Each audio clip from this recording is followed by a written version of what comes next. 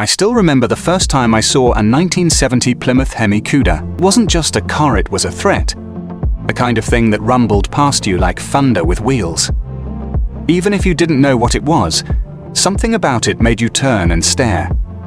And once I learned what sat under that shaker hood, I was hooked for life. This wasn't your average muscle car. The 1970 model year was when Plymouth finally got serious. They dropped the Barracuda onto the brand new E-body platform, widened it, lowered it, gave it hips and attitude, and most importantly, made room for the fire-breathing 426 cubic pan. Inch HEMI V8. Just saying that out loud makes my blood pressure spike. That engine wasn't just big, it was deliberately violent. I'm Leo Vance, and on paper they claimed 425 horsepower and 490 pound-feet of torque. But anyone who's ever stood behind one at a red light knows those numbers were sandbagged. That car shook when it idled. And when you put your foot down, it didn't accelerate, it lunged. Quarter mile in the low 13s, straight from the factory. With slicks and a bit of nerve, people were dipping into the 12s. That was supercar territory back then, but the HEMI Cuda didn't need Italian leather or a prancing horse to make its point. What always got me was the way it looked like it was built to fight. The shaker scoop popped through the hood like a steel fist. You could get it in wild, eye-searing colors like plum crazy or vitamin C orange colors that practically dared the cops to try and catch you. Hood pins, side stripes, wide rear tires. It didn't whisper performance, it shouted it from the rooftops. Inside, it wasn't luxurious, but man, it felt like a cockpit. You had that thick, three-spoke wheel in front of you, big white-faced gauges staring back. If you ordered the Rally Dash, you got a 150 mph speedo and a tack that meant business. The best part? That pistol grip shifter. It didn't just sit there, you grabbed it.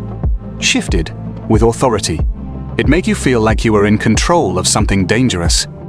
And believe me, it was dangerous. This car was built in an era before traction control, before stability programs, before modern tires even knew how to handle that kind of power. If you weren't paying attention, the HEMI Cuda would remind you who was really in charge. What makes it even more special now is how few were ever made. I'd looked at the numbers, just 652 hardtops with the HEMI option in 1970. Convertibles? Only 14. That's not rare. That's mythical.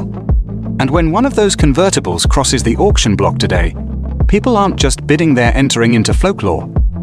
We're talking prices north of $3 million. But here's the thing.